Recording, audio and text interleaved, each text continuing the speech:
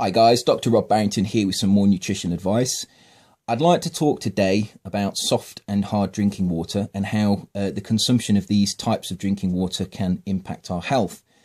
A number of epidemiological studies have looked at hard drinking water areas and soft drinking water areas and compared the people who live in these types of area and have found that those people living in the hard drinking water areas have a lower risk of cardiovascular disease.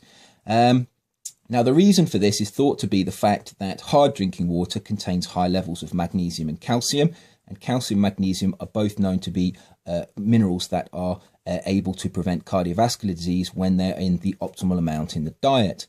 Now, this doesn't mean that hard drinking water is particularly protective of cardiovascular disease in any drug-like way.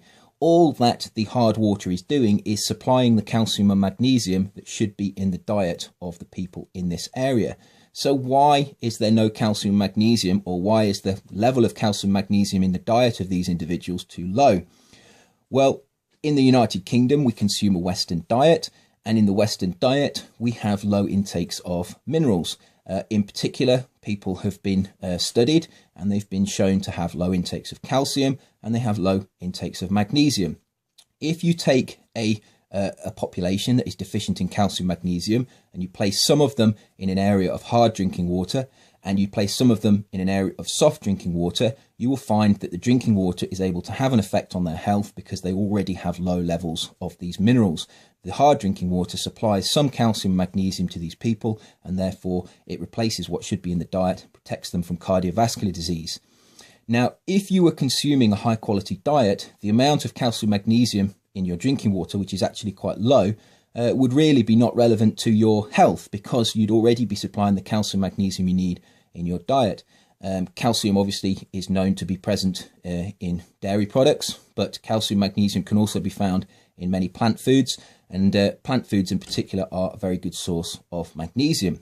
So a high quality diet will supply most individuals with the amounts of calcium and magnesium they need, and therefore it would be irrelevant if they were living in a hard or soft drinking water area. So what I would suggest is, irrelevant to which area you're living in, you need to make sure that you are consuming a high quality diet. All the hard drinking water and soft drinking water studies show is that so many people are marginal in their intakes of calcium and magnesium that even the small amounts of calcium and magnesium that are present in drinking water are enough to have an effect on their health.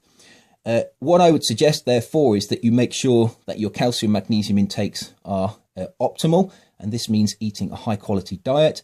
It means avoiding Western style foods, and it means if you are consuming a typical Western diet, you need to abandon that diet, and I would suggest that you turn to more traditional eating practices and consume a traditional diet such as the Mediterranean diet.